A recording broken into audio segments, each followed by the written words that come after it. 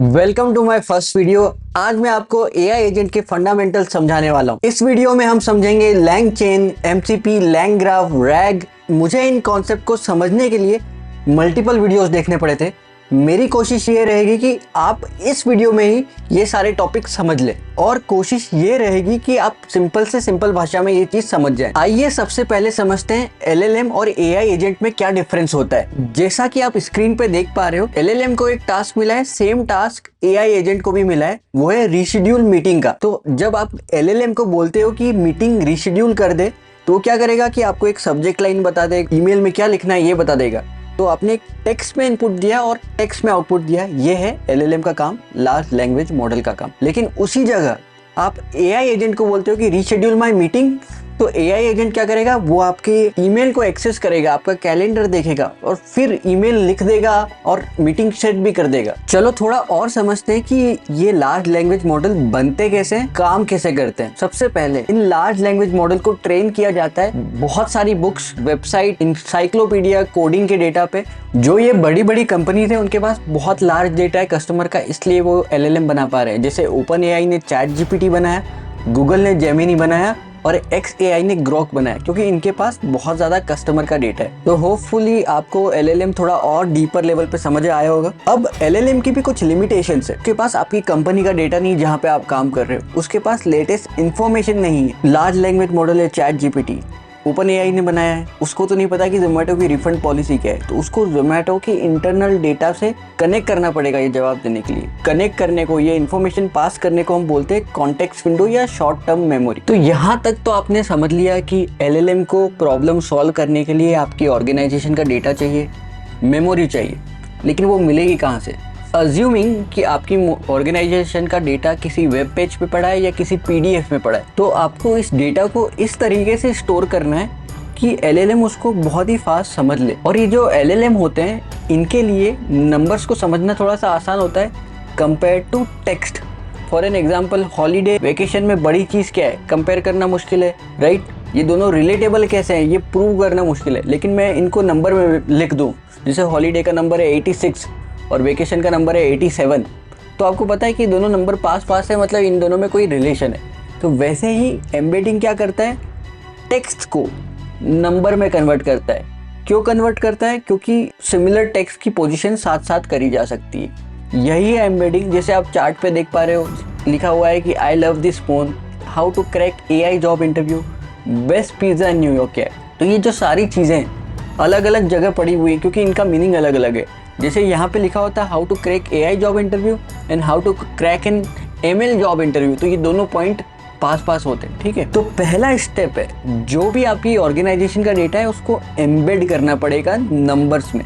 इसके लिए अलग अलग एम्बेडिंग मॉडल्स भी आते हैं। ओपन एआई का भी अपना एक एम्बेडिंग मॉडल है, हम इसके बारे में और बात करेंगे। जब आपका टेक्स्ट का डेटा नंबर में कन्वर्ट हुआ, तो एक आप चाहोगे कि सिमिलर सॉर्ट ऑफ मीनिंग के जो डेटा है वो साथ साथ स्टोर हो, उसको बोलते हैं वेक्टराइज करना डेटा है। For an example, AI job tips है और मशीन लर्निंग जॉब टिप्स है, ये अलग अलग वेक्टर है, लेकिन ये वेक्टर कहीं ना कहीं सेम डायरेक्शन में पॉइंट करेंगे, ठीक है। और बीट द ट्रैफिक टिकट्स, ये बहुत ही अलग वेक्टर है, इसको बोलते थे हम लीगल हेल्प वेक्टर। ये भी एक अलग जगह स्टोर होगा, वो एआई जॉब और मशीन लर्निंग जॉब के साथ साथ स्टोर नहीं होगा।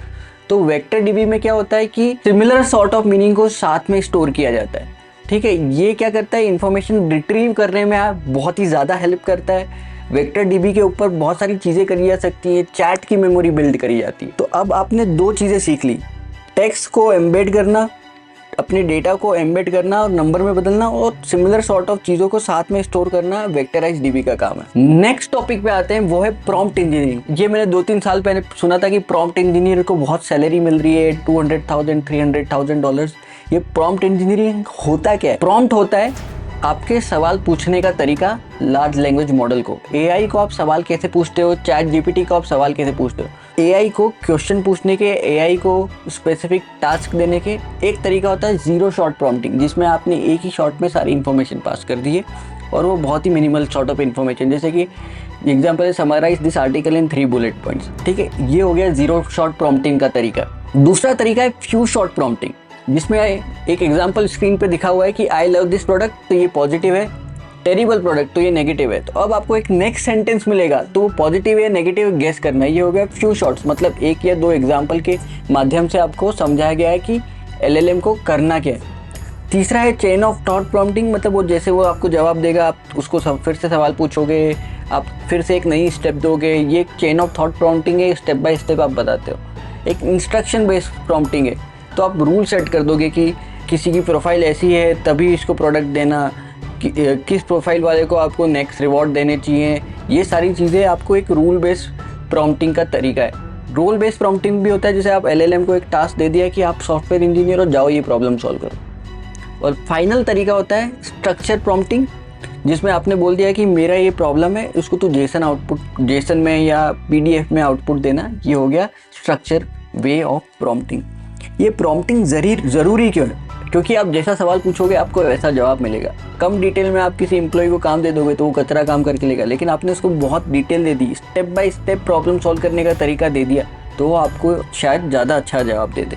तो यही कारण है कि प्रॉम्प्ट इंजीनियरिंग बहुत ज़्यादा इंपॉर्टेंट है कि आप कैसे सवाल पास कर रहे हो अपने AI एजेंट को। जो मेरी ऑर्गेनाइजेशन का डेटा है, लेट्स से PDF एक्सेल हो गया, अब उसको एम्बेड करके वेक्टराइज डेटा में स्टोर तो कर दिए, ठीक है, और प्रॉम्प्ट भी सवाल भी पूछ पा रहे हो। लेकिन इन सब को करने के लिए आपको एक फ्रेमवर्क चाहिए, आपको एक टूल चाहिए जिसको बोलते हैं हम LangChain। LLM में तो क्या कि आप पुरानी इन्फॉर्मेशन, पुराना डेटा एक्सेस कर सकते हो, जो LLM जिस पे ट्रेंड है, लेकिन और ऑर्गेनाइजेशन के डेटा से जो कनेक्ट करता है वो है LangChain। तो LangChain का क्या काम है? जब यूज़र प्रॉम्प्ट करता है वो मेमोरी को एक्सेस कर पाता है, वो डेटा को एक्सेस कर पाता है, API को एक्सेस कर पाता है, यही LangChain का काम होता है। हम इसी वीडियो में LangChain और LangGraph को भी समझेंगे कि ये दोनों डिफरेंट कैसे। चलो नेक्स्ट टॉपिक पे आते हैं, वो है RAG। तो मैंने जब LLM सीखना चालू किया था, और जब मैंने LLM सीखना नहीं भी चालू किया था, मैं लोगों से बहुत सुनता था कि LangChain यूज़ कर रहा हूँ, RAG यूज़ कर रहा हूँ। मैं सोचता था कि भाई ये चीज़ें हैं क्या। हमने ये तो समझ लिया कि LangChain क्या है, अब समझते हैं RAG क्या है। आपने एक काम किया कि आपने एक PDF अपलोड कर दी ChatGPT में और उससे सवाल पूछा। ChatGPT 1000 पेज की PDF पढ़ के आपको बहुत ही घटिया जवाब देगा, ठीक है। लेकिन अगर वो PDF को RAG के थ्रू वेक्टर में स्टोर किया जाता है, तो क्या करता है कि आपके डेटा को चंक करता है। चंक करके क्या करता है कि सिमिलर सॉर्ट ऑफ चीज़ों को साथ में इंडेक्स करता है, ठीक है। फॉर एन एग्जाम्पल, आपने सवाल पूछा एक 1000 पेज की PDF से कि चलो मुझे बताओ कि न्यूटन्स का थर्ड लॉ क्या है। तो अब न्यूटन का थर्ड लॉ उस किताब में बहुत बार, ज़्यादा बार मेंशन होगा, तो उसको समझना है कि कौन सा डेटा पुल करना है। वो पूरी 1000 पेज का PDF का डेटा पुल कर लेगा तो LLM तो कंफ्यूज हो जाएगा। तो इसलिए सबसे पहले क्या करता है RAG, आपके डेटा को चंक्स में डिवाइड करके, वेक्टराइज करके, एम्बेड करके, वेक्टराइज करके वेक्टर में स्टोर करने में हेल्प करता है। तो सबसे पहला काम ये करता है रिट्रीव करने का काम। जैसे किसी ने सवाल पूछा कि OpenAI की रेवेन्यू ग्रोथ क्या है, ठीक है। तो अब LLM के पास पुराना डेटा है, उसने क्या किया कि लेटेस्ट फाइनेंशियल रिजल्ट एक्सेस करे, उस फाइनेंशियल रिजल्ट में से सिर्फ उन्हीं इंडेक्सेस को पुल किया जो कि मोस्ट रिलेवेंट है। जैसे फाइनेंशियल रिजल्ट माना कि 10 पेज की और एक पैराग्राफ में लिखा हुआ है कि इसकी रेवेन्यू ग्रोथ क्या है, तो वो वही पैराग्राफ पुल करेगा और लार्ज लैंग्वेज मॉडल को पास करेगा। फिर लार्ज लैंग्वेज मॉडल क्या करेगा, इसको पढ़ के एक स्मार्ट आंसर देगा कि OpenAI की रेवेन्यू ग्रोथ 28 मिलियन थी 2022 में, ओवर 200 मिलियन इन 2023, ठीक है। तो 28 मिलियन से ग्रो करिए, ये ChatGPT ने स्मार्ट आंसर दिया। और यही चीज़ अगर आप 1000 पेज दे देते ChatGPT को पढ़ने के लिए तो वो कंफ्यूज हो जाता।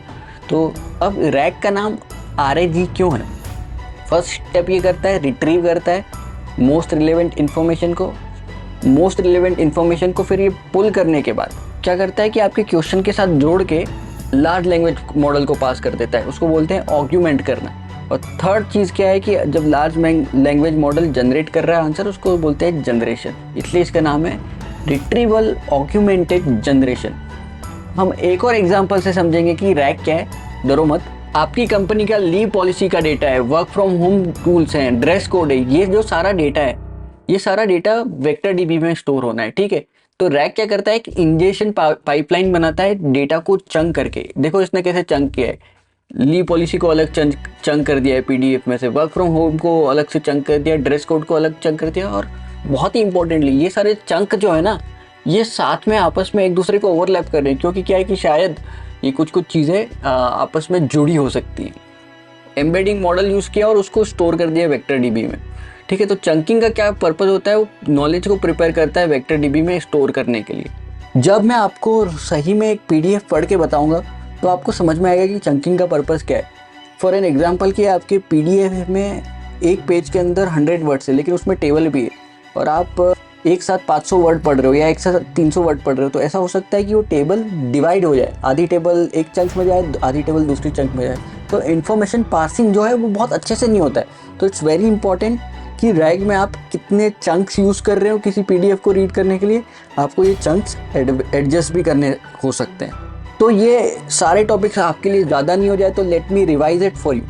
हमने सो फार पढ़ लिया है एम्बेडिंग, उसके बाद हमने पढ़ा है वेक्टर डीबी, उसके बाद हमने पढ़ा है प्रॉम्प्ट इंजीनियरिंग, और उसके बाद पढ़ा है हमने लैग, उसके बाद हमने पढ़ा है लैंग चेन, और फिर हमने पढ़ा है चंकिंग थ्रू रैग के बारे में पढ़ा है। अब आते हैं हम नेक्स्ट टॉपिक पे। नेक्स्ट टॉपिक है हमारा लैंग ग्राफ। लैंग चेन क्या होता है कि वो सिक्वेंशियल काम करता है। सिक्वेंशियल काम मतलब एक स्टेप के बाद दूसरी स्टेप के बाद तीसरी स्टेप।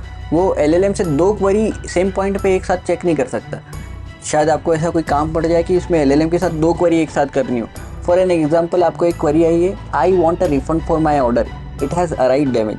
तो अब क्या करेगा कि सबसे पहले ये इस इन्फॉर्मेशन को क्लासीफाई करेगा कि यूज़र का इंटेंट क्या है, ये रिफंड चाह रहा है, फ्रॉड है, किस टाइप का यूज़र का इंटेंट है।